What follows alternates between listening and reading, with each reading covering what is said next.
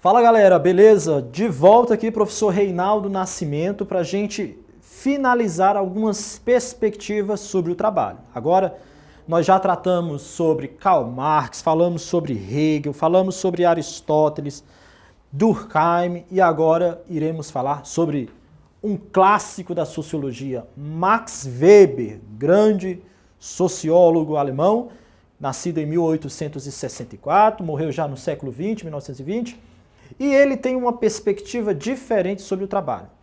Enquanto que, para Karl Marx, como nós já vimos em aulas anteriores, o trabalho ele condiciona as formas de representação mental. Professor Reinaldo, pelo amor de Deus, o que é que isso significa?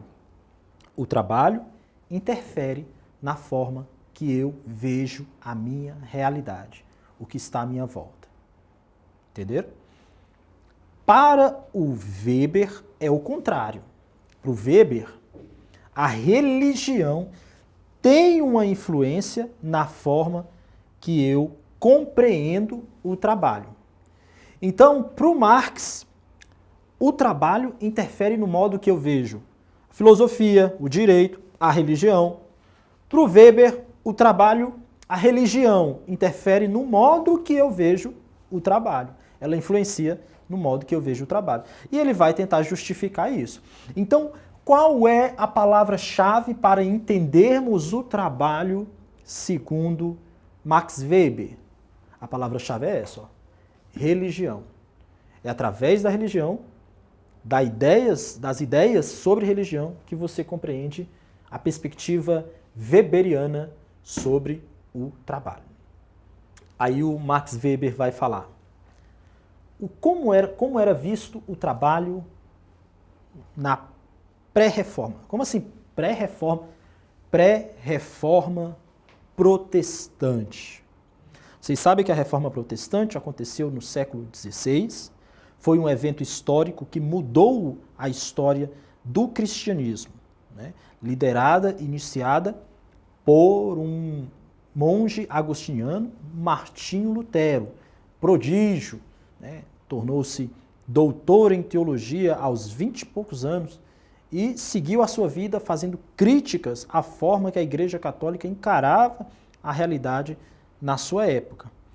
Antes dele existiram os pré-reformadores, o John Wycliffe, o John Huss, mas todos foram perseguidos, alguns mortos na fogueira, mas Santo Agostinho, Agostinho não, Lutero, Martinho Lutero, conseguiu seguir em frente com a sua reforma.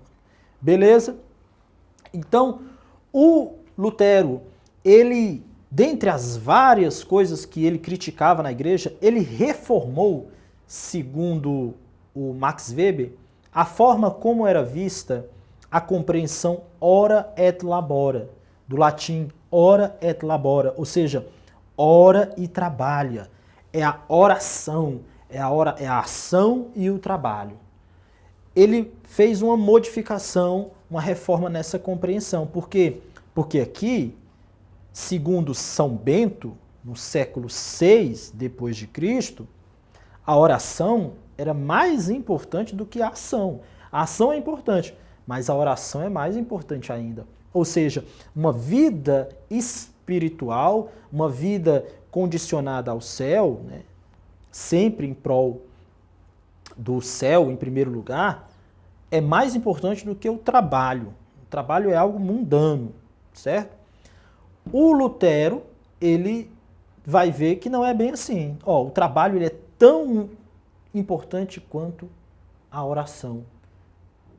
E aí, isso é uma mudança em como o trabalho era compreendido antes da Reforma Protestante. Porque antes da Reforma Protestante, ele era visto como necessário. Ok, já discutimos isso nos vídeos anteriores. E ele era visto como uma penitência, uma forma de expiação, de tornar-se um ser humano melhor. E aí o Lutero vai dizer que o trabalho ele é muito importante mesmo. E nós sabemos que o Martinho Lutero ele será inspiração para outros reformadores. Por exemplo, com Henrique VIII, e o anglicanismo. E também João Calvino, no século XVI, e o calvinismo. O calvinismo, essa religião que tinha 5 pontos de doutrina. E entre esses 5 pontos, eu tenho aqui um deles, que é a eleição incondicional, ou melhor dizendo, a predestinação absoluta. Deus já escolheu aqueles que serão salvos. Ele já tem esse número, ele já tem os chamados, os escolhidos. Então, para João Calvino, como é que eu vou saber que eu sou escolhido ou não? Tá dando para entender? Olha só, João Calvino prega a teoria da eleição incondicional, da predestinação absoluta. Já existe um número de pessoas salvas e já existe um número de pessoas condenadas, certo? Como eu irei saber que eu sou salvo, que eu estou salvo ou não? Ora, se minha vida é uma vida abençoada, se minha vida é uma vida abençoada por Deus. Significa o quê? Que eu vivo bem, que eu tenho bens, que eu não passo necessidade, etc. Agora, se eu vivo na miséria, se eu passo fome, significa que eu não sou escolhido, eu não fui abençoado por Deus. Os bens, a vida não é a vida boa, mas a vida confortável é um sinal de que você foi escolhido e que será salvo. Agora, como fazer isso? A pergunta é, como fazer isso? Ora, os empresários, as pessoas ricas, trabalharão para manter o seu lucro e para viver a sua vida confortável. Manter a sua vida confortável. E os trabalhadores? Os trabalhadores trabalharão para mostrar que estão bem. Isso estimula o trabalho. E é justamente essa visão que o Max Weber está chamando a atenção. É a essa visão.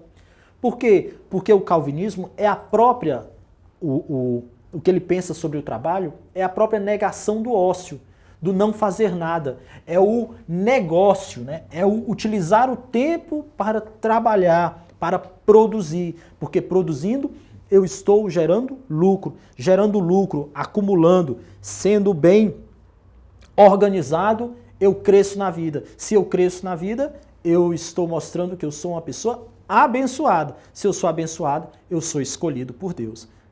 Entenderam aí a sacada desse espírito da ética religiosa no calvinismo? Então, o capitalismo, o Max Weber, ele vai dizer assim, olha, o capitalismo ele não pode somente ser compreendido através das forças do mercado, das mudanças das moedas, de como o mercado funciona. E aí existe uma limitação. Nós podemos compreender o capitalismo por um algo a mais. Esse algo a mais é a religião, certo? E o Max Weber percebeu que os empresários calvinistas, eles se saíram bem mais bem-sucedidos do que os católicos alemães. Eles se saíram melhor nos seus investimentos do que os católicos alemães. E isso significou o quê? Isso representou o quê? O encontro entre o espírito capitalista. O que é o espírito capitalista? É o espírito do lucro, é o que busca o acúmulo, é o que busca a riqueza. E a ética religiosa calvinista. O que é essa ética religiosa calvinista? É a vida regrada, é a vida da poupança, é a vida do certo, daquilo que é todo certinho aqui. Eu não vou nem para um lado nem para o outro. Eu vou continuar a minha vida aqui certinho, acumulando, respeitando os princípios, os valores morais e etc. E aí a combinação do espírito capitalista e da ética religiosa foi o que fez com que o capitalismo, o processo capitalista, se estabelecesse e se reafirmasse. Isso é uma compreensão do Max Weber. Onde é que você vai encontrar isso? Na sua obra A Ética Protestante e o Espírito do Capitalismo, de 1905. Beleza, pessoal? Valeu! Deixa a tua curtida aí, deixa teu comentário. Ajuda esse canal a crescer, beleza? Valeu, até a próxima. Show de bola.